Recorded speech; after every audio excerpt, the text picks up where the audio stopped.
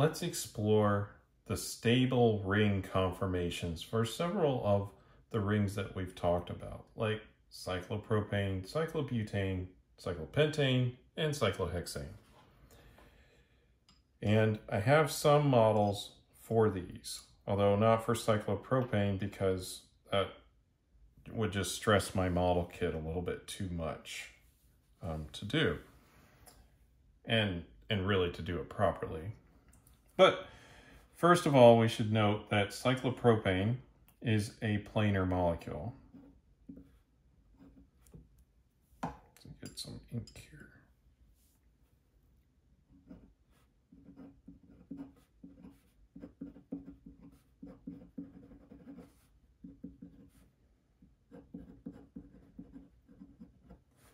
This should not be a surprise to any mathematicians that might have stumbled across this video, because they will know that any three non-coplanar points will define a plane.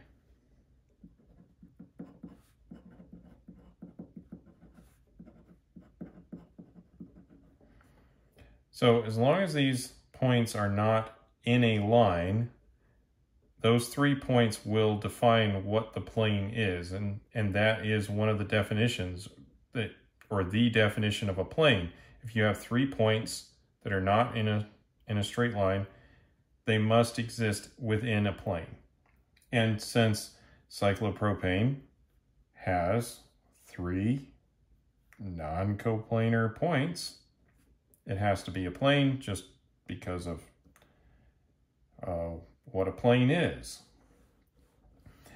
And because of that non-flexibility in the structure, you have the hydrogens being eclipsed and the ring strain is very high, and there really isn't anything that you can do about it.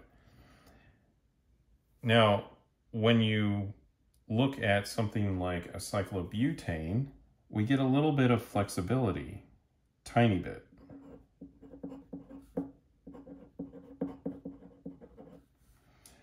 Now, cyclobutane, you may think is planar, and it's pretty flat, but it's not exactly planar. There's a little bit of a torsion that happens. So I'm going to draw this out a little bit, but I have a model kit that will probably be a little easier to see than what I'm drawing.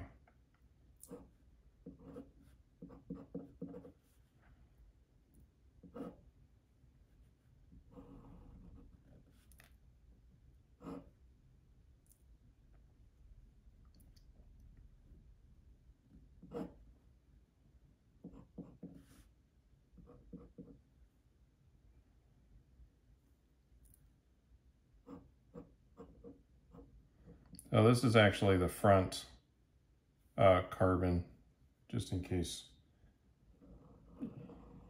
that maybe that looks like the back one, but just how it kind of lined up with my model kit and everything, that ended up being the front carbon.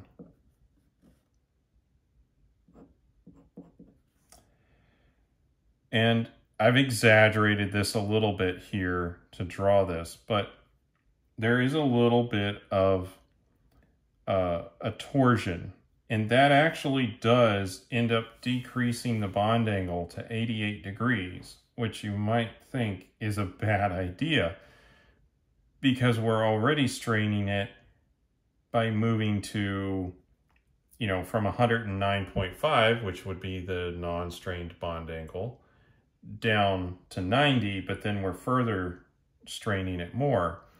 And the reason for that, though, is that these hydrogens would be eclipsed and they're running into each other and they create a torsion strain. So it's a strain that pushes it and like torques it so it's not exactly flat.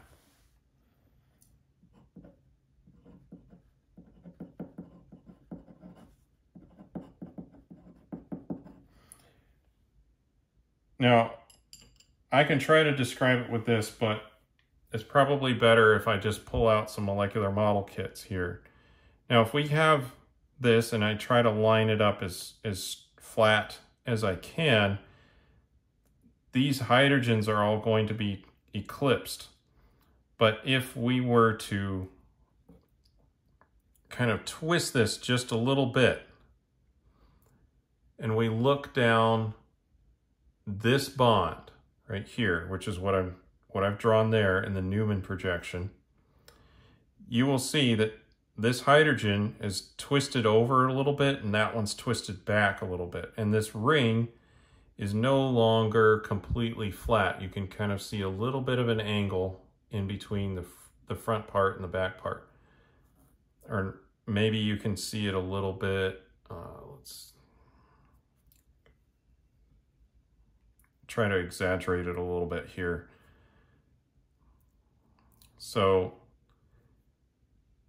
it's twisted a little, and that puts these hydrogens so that they're not running into each other as much. Now, it doesn't look like they're running into each other on this model because they're kind of spread apart. The bonds are longer than they actually are.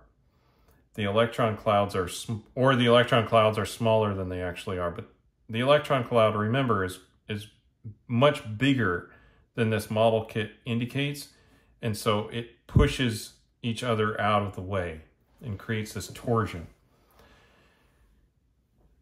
So that's for cyclobutane.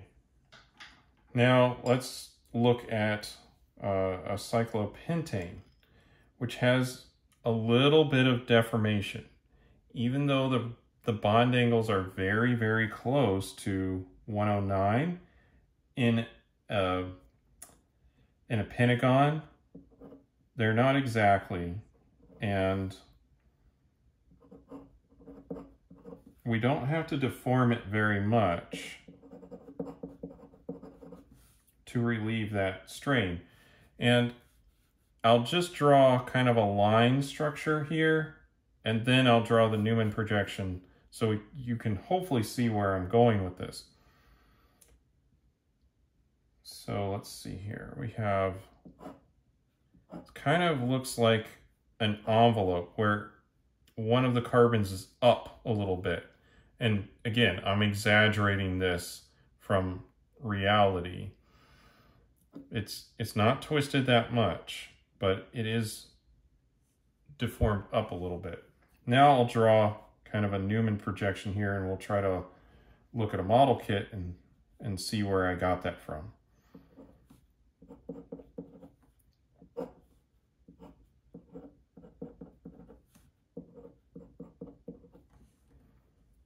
So this is kind of some of this flat part of the molecule here, but then we get over to where the Newman projection is going to be. So there's that first carbon. Then we're going to look kind of down one of these bonds here.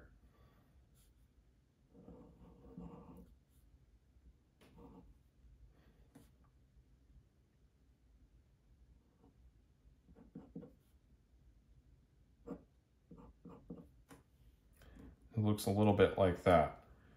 So let me go ahead and get the model kit here, and we can kind of examine this. So if I hold it kind of like this, you can see how it's up a little bit on that carbon, just like I drew here. And maybe you can see it a little bit better without all the hydrogens on there. But then if I decide to look down this bond right here, so I'm going to turn the molecule so that we're looking down that bond. Then you can start to see how I drew this structure. So I have this carbon is right there. That one is the one on the edge right here, and this one is right there. And I'm looking down these two carbons. All right, so I'm looking down those. And you can see here that if I were to try to force this into a flat molecule, right? So I'll try to force it into a flat molecule, and we'll look down that bond and then we'll see the effect. These two hydrogens are eclipsed, and these two hydrogens are eclipsed. And so they will provide a strain. But if I rotate this up a little bit, now they're no longer completely eclipsed. They have a little bit of distance between them, as indicated by drawing this Newman projection. And the same would occur by looking down this bond right here, right?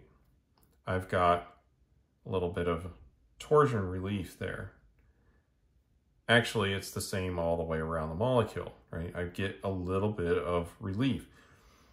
So I'm able to relieve some of that, what would be called steric strain or torsion strain, by distorting this from a planar molecule. Now I've got one more to talk about, and we're going to actually unpack cyclohexane and cyclopentane just a little bit more in the next video, but we're introducing that here.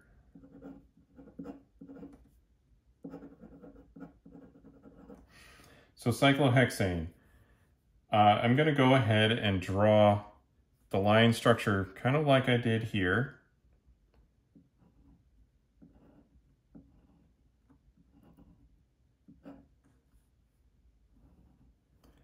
And we call this the chair configuration, which is the most stable form of it. And I'm going to draw a structure very similar to this, except you'll see some difference here, and then we'll look at a model kit here. All right.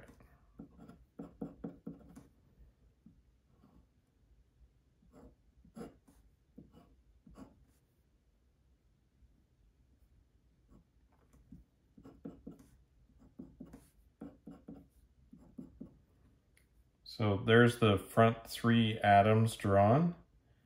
Now we'll draw the two atoms that are behind these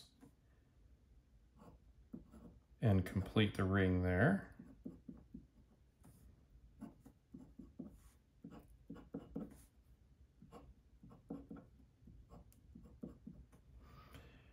Now, an important thing to notice out of here is in this configuration, there are no eclipsed interactions, right? We're not close to that. We're actually in the staggered configuration, which is the lowest energy configuration we can have.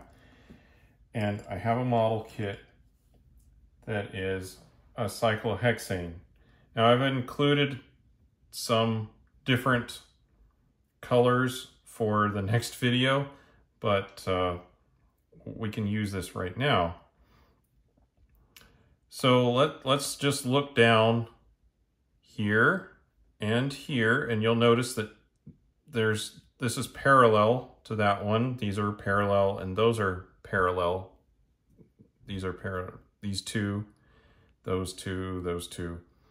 They're all parallel to those. There's pairs of parallel bonds, and so that's why we can look down two bonds at the same time, right? Because they are parallel. And let's orient this in the same way that I have drawn, or a similar way.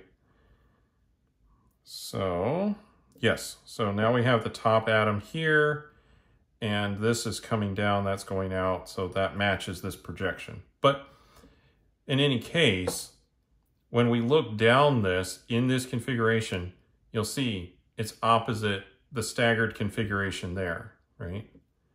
Same over here. And that is the same no matter which way I rotate this molecule around. It all has the staggered configuration. There's room. And that's important, and that's why this is the most stable type of configuration for a cyclohexane. It's that chair configuration. There are other configurations that we will talk about, but this video is on the stable ring conformations. So with that, thank you for joining me for the video on stable ring conformations for a selected number of rings, and we'll see you in the next video.